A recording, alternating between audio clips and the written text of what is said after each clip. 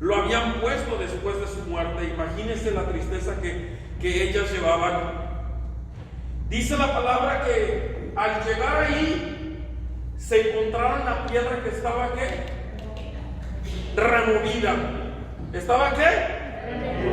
Removida. Y Jesús ya no estaba. ¿Qué haría usted si se encontrara un ángel? Imagínense el gran sustote, ¿verdad? Que nos llevaríamos. ¿Cómo va a haber un ángel, verdad?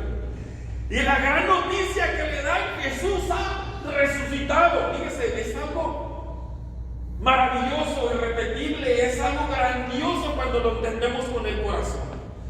Lo que está pasando acá, de esa gran alegría de que Jesús resucitó. Recuérdense cuando Jesús está en el patíbulo. Y Jesús en el patíbulo, antes de morir en la cruz, dijo alguna palabra tan fuerte que dejó impactado a todo el monte Calvario. Impactó de tal manera que hasta quedó grabado en el mismo idioma que Jesús lo dijo: Elí, Elí, lema sabactani. ¿Recuerdan?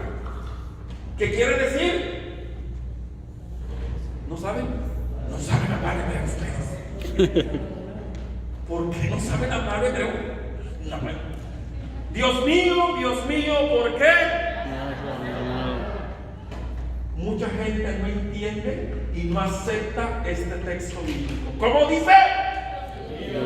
Dios mío, ¿por qué me has abandonado? ¿Me has qué? Abandonado.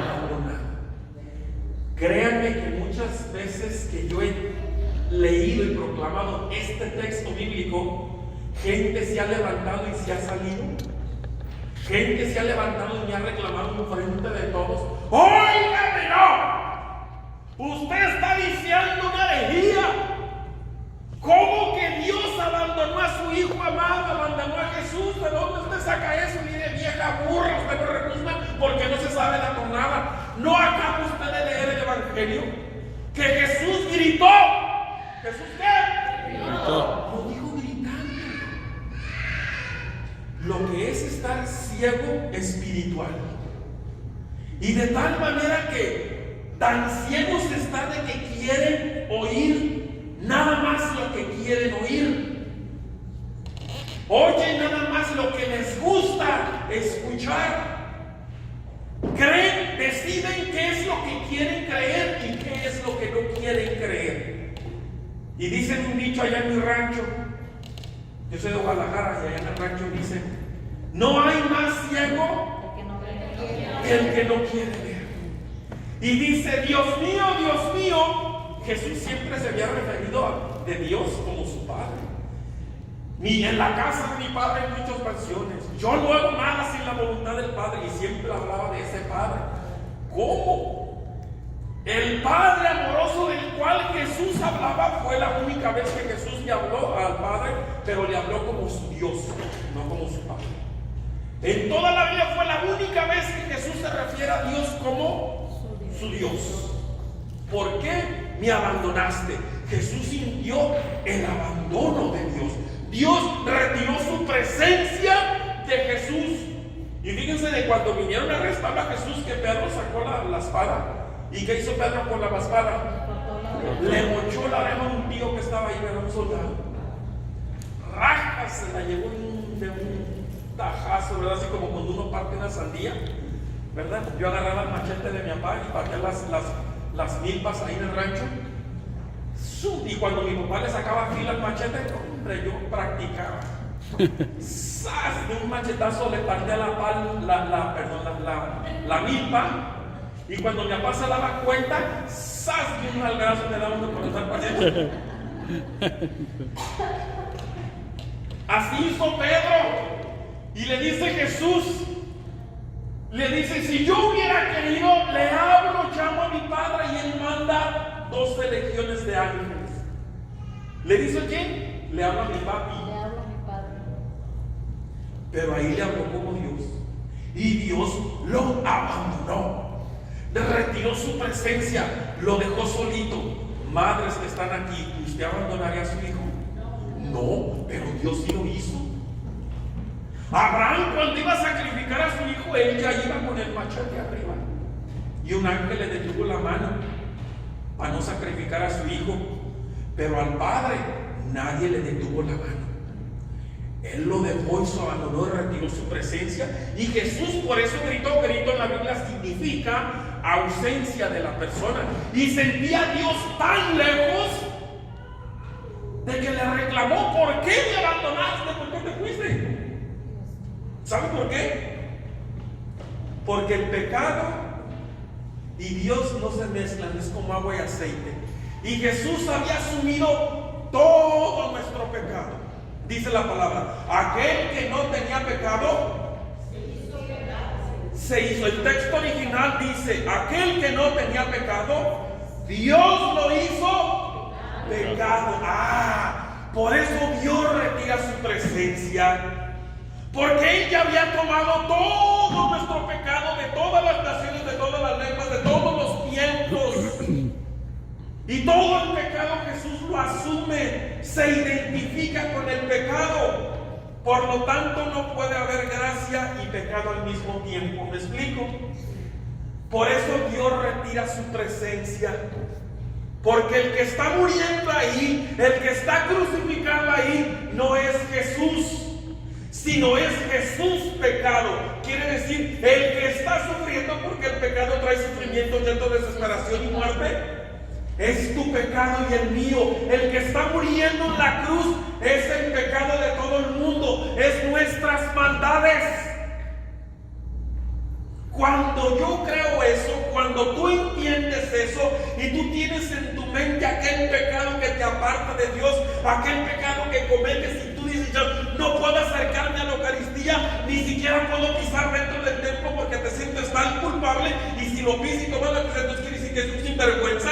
Pero aquel pecado que te retira de Dios, que te sientes de tal manera que ni siquiera puedes orar, ese pecado lo pongo en Jesús y llévatelo. Él purificó nuestras almas. Él nos ganó la salvación, pero uno tiene que ir por esa salvación. ¿Me explico?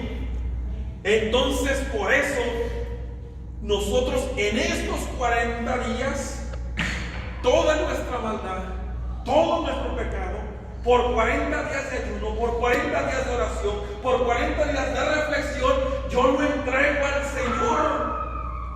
Y vengo a la confesión, porque tiene que ser oficial teológicamente, para que el Padre dé la absolución. ¿Quién dice amén?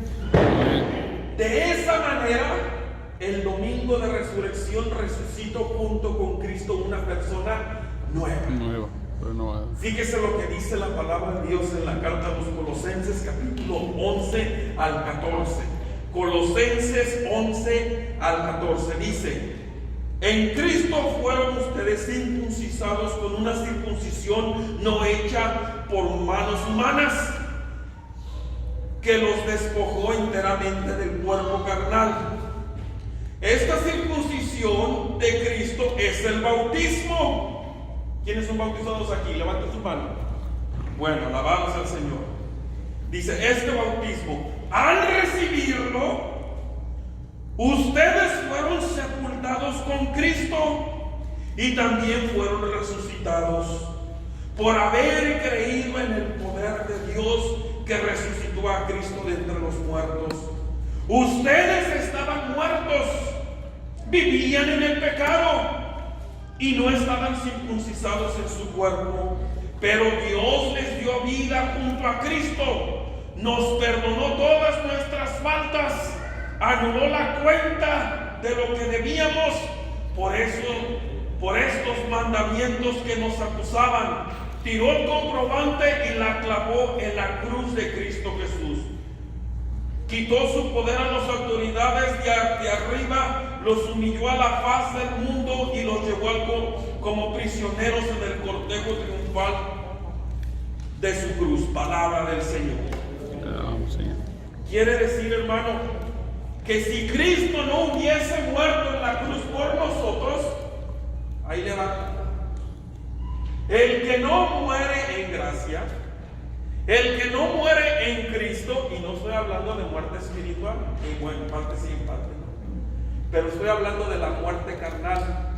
O sea, cuando llegue ese momento cuando llegue ese momento que nosotros partamos de este mundo, allá en mi pueblo dicen un dicho: más vale que Dios me agarre confesado. Porque dice el catecismo de la iglesia que si uno muere en estado de pecado mortal, automáticamente es condenado. En la torre. La iglesia no utiliza la palabra infierno, esa la utilizan los protestantes. La iglesia católica utiliza la palabra condenado, condenación. Se está refiriendo a una eternidad sin Dios. Pero como Jesús ya trajo la solución, el perdón de los pecados, pero obtiene el perdón aquel que se arrepiente, aquel que cambia de vida, aquel que decide no participar en la vida del mundo y dice: yo quiero cambiar mi vida, yo quiero ser diferente, yo voy a ser diferente, por lo tanto regreso al camino del Señor, voy y me confieso, voy, tomo la Eucaristía, tomo una vida sacramental, me porto bien, me alejo del mal, me alejo de las mañas, me alejo de los vicios, me alejo de las malas compañías, sino que estoy caminando en el Señor. Entonces, si uno muere en ese estado, quiere decir que yo busqué la salvación. Yo fui por la salvación. Yo peleé por la salvación. Por lo tanto, el Señor me lleva a su casa. Les voy a dar un ejemplo más entendible. Supongamos que nadie aquí tenemos papeles. Aunque yo no, ¿verdad? Ustedes. Y resulta que el presidente este tan chulo que tenemos dice: ya pasó una amnistía. Los que tengan aquí más de 2 años pueden arreglar, ya hay permiso para arreglar papeles. Ya está pasada la ley, ya está firmada en el Congreso, ya nomás es para que usted vaya y aplique. Y como él ya pasó la amnistía, le pregunto yo a usted: ¿le va a llegar la tarjeta de migración a su casa así automáticamente? No, pero si él ya pasó. Tienes que comprobar. Hay que ir. Ahí aplica. O sea, quiere decir que se tiene que levantar tempranito de su casa. Tiene que agarrar el automóvil. Tiene que manejar a las oficinas de migración. Tiene que llenar papeleo. Tiene que a lo mejor pagar lo que le cuesta, ¿verdad? No sé cuánto cobren, ¿verdad? Pero usted tiene que hacer algo y luego ya después le llega la tarjeta a su casa. ¿Quién dice amén? Amén. Es algo así semejante. Es algo semejante. Por lo tanto, dice aquí la palabra de Dios, dice: ustedes que estaban muertos. Quiere decir que el que vive en el pecado no tiene vida en Cristo, sino que vive una vida sin Dios. El que vive en el pecado, o sea, vive una vida sin Dios. Y cuando digo vida me refiero a la vida interior y a la vida exterior. Por ejemplo, vive una vida, pero un matrimonio sin Dios.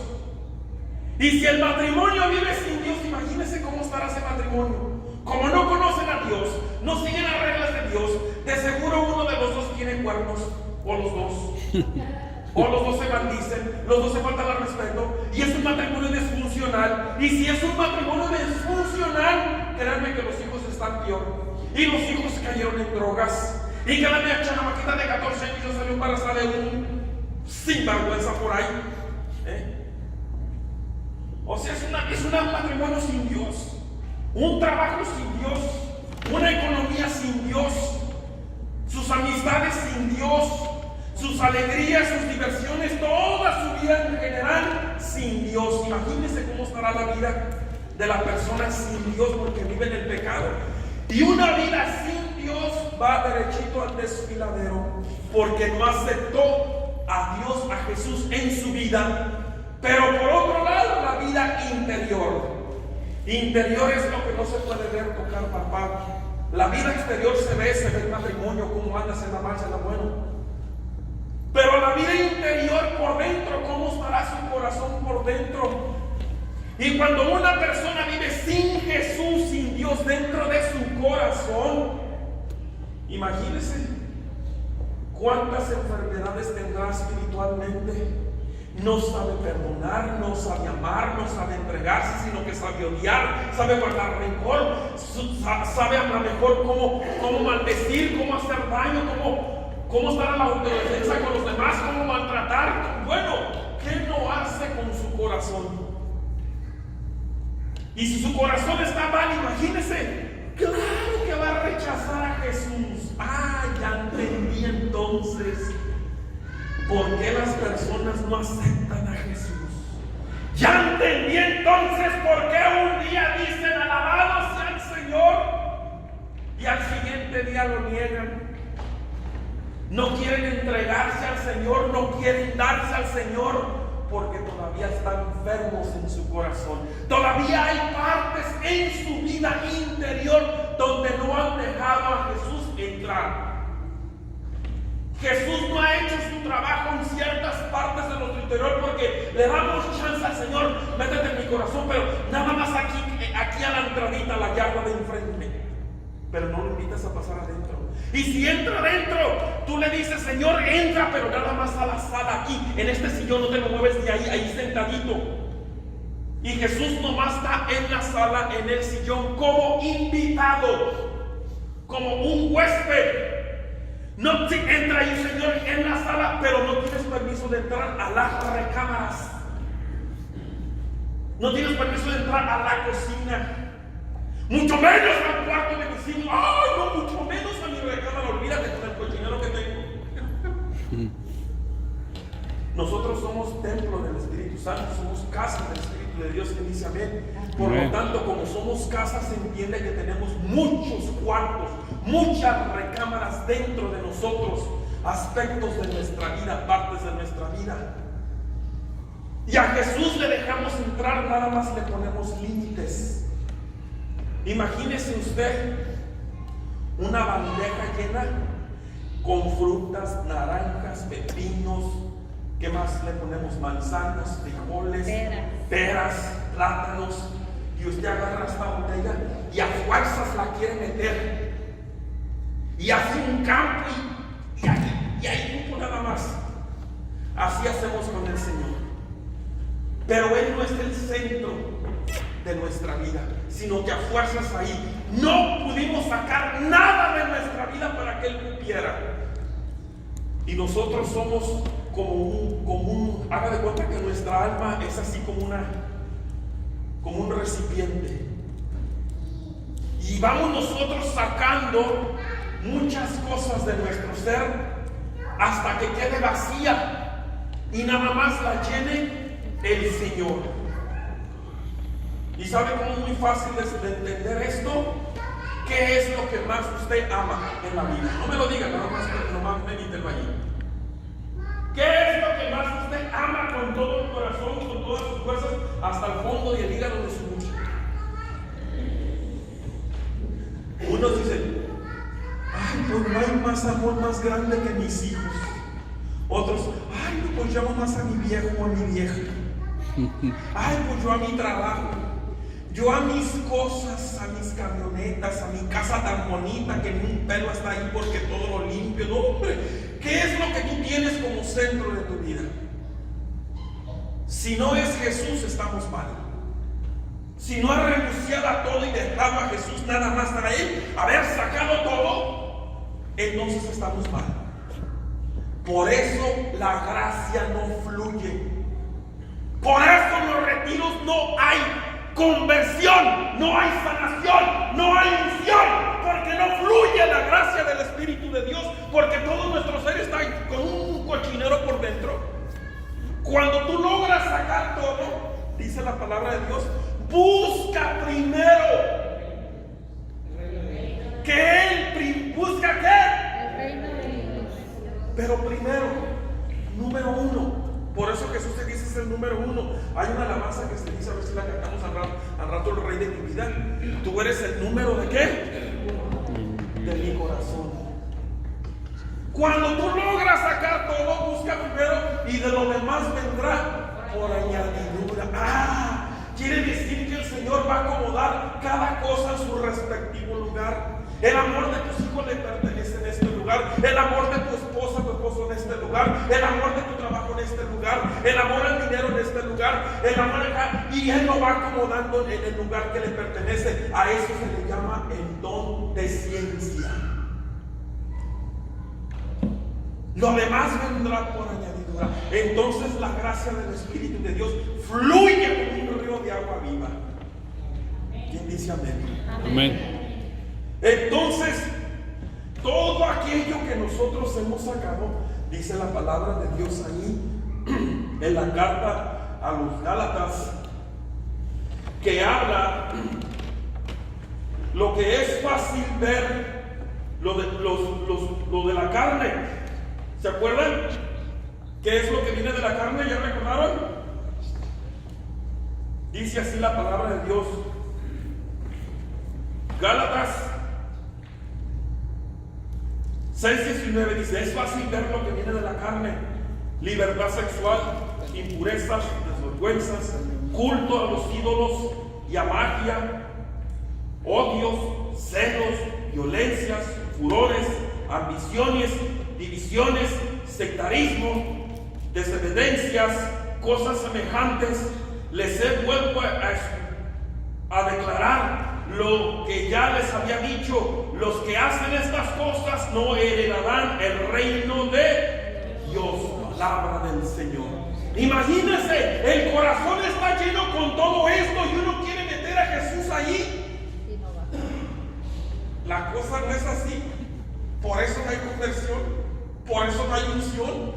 Por eso cuando le pido al Señor siento que no me oye, no me hace caso. Por eso cuando le digo al Señor, sánanos, Señor, esta hermana, no pasa nada. Pues mira cómo está tu corazón, cómo va a fluir la gracia de Dios, cómo va a haber unción.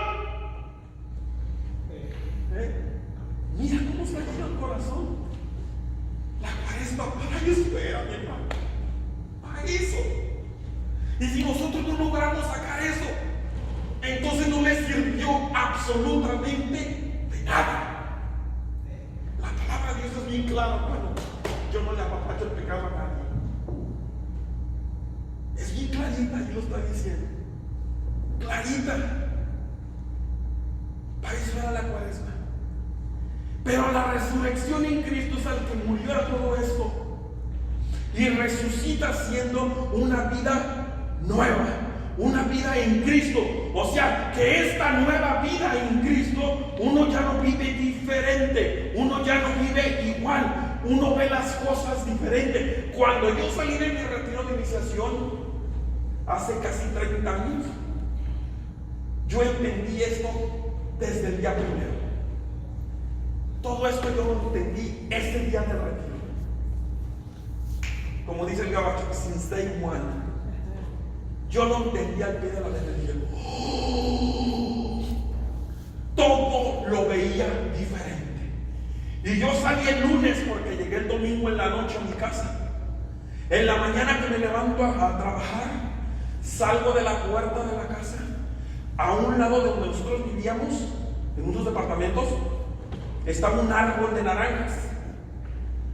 Dos árboles, perdón, uno enfrente y otro al lado. Y todo lo veía diferente. El árbol igual, verde, lleno de pájaros por la mañana, lleno de naranjas, pero todo lo miraba diferente, todo escuchaba diferente, a las gentes las miraba diferente, todo era diferente. No le puedo explicar el gozo que yo sentía adentro. No hay palabra humana para decirle, ay, mire hermano, pues yo sentí así como la primera vez que besé a la novia, a mi esposa. ¿Usted se acuerda la primera vez que besó a su viejo el bigotón? Ay, hermano, no estaba bigotón, pero hermano, su mismo viejo, ¿no se acuerda el primer beso que usted dice, ay, sentí como la gloria? ¿Se acuerda? O usted, hermano, la primera vez que besó a su esposa, ay, no me sentí así. A los hombres, pues bien machín. No, hermano, esto es diferente. No hay palabra humana para yo explicarle lo que yo experimentaba. Y yo descubrí un reino. Yo descubrí un tesoro. Pero un tesoro, y bien dice la palabra, el hombre que encuentra un tesoro, dice, es como aquel que compró un campo, porque estaba el tesoro ahí. Vendió todo lo que tenía familia para comprar ese campo, o sea, donde estaba el tesoro. ¿Qué hizo? Vendió todo. Vendió todo lo que tenía para comprar ese campo porque allá hay un tesoro. ¿Qué hizo? O sea, vendió su carro, sus camionetas, su casa, sus tiliches, su ropa, hasta su vieja vendió. No, no se refiere a eso. Está hablando el concepto de despojarse, desprenderse. Si esto me va a estorbar, órale la fregada. Yo le pregúntale a mi esposa lo que llegué haciendo cuando llegué a mi casa después del retiro. Yo tenía en ese tiempo eran cassettes, no eran CDs. ¿Se acuerdan los cassettes? ¿Se acuerdan los cassettes, los viejitos? Cassettes que tenían amigos, gente, todo y a la jodida. Vámonos, si esto me va a estorbar. Me desprendí de tantas cosas porque lo que yo había descubierto no valía la pena nada. Me desprendí de tanto yo que dije, no hombre, esto que acabo, el dinero, órale. Ni el trabajo que yo tenía buen trabajo en ese entonces, ni el dinero, ni los carros, tenía carros del año en ese entonces. Órale a la fregada, mi esposa traía un carro nuevo, yo traía otro. Nos íbamos de vacaciones una o dos veces por año. Todo me desprendió, órale, porque lo que yo descubrí, no, hermano. Uno se desprende, te va a estorbar. Pues en esta cuaresma, muchos descubrieron eso y se desprenden de tanto porque están en una resurrección, resucitaron, ya no son los mismos. Viven otra vida, lo ven diferente, lo sienten diferente, ya no tienen ese apego a las cosas, ya no sienten ese miedo, ese temor, esa tristeza, ese dolor, ese llanto, esa amargura, esa soledad, ya no existe en su corazón.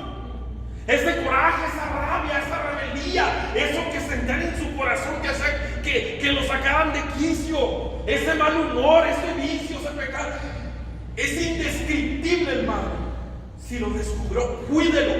Cuide ese tesoro. Todos los días en la mañana yo le pido al Señor, Señor, ayúdame a cuidar mi tesoro. A las 4 de la mañana yo estoy de rodillas, hincado ahí ante el Señor, ante un Cristo que tengo ahí la imagen de la Santísima Virgen María. Y me encomiendo a la Santísima Virgen María. Virgen Santísima, ayúdame a conservar mi tesoro y este día. Este día, Virgen Santa, ruega por mí. Encomiendo a mi ángel custodio, mi ángel de la guarda. Ángel, ayúdame, porque ya sé que soy un medio bruto. Cuide su tesoro, hermano. Cuide su santidad.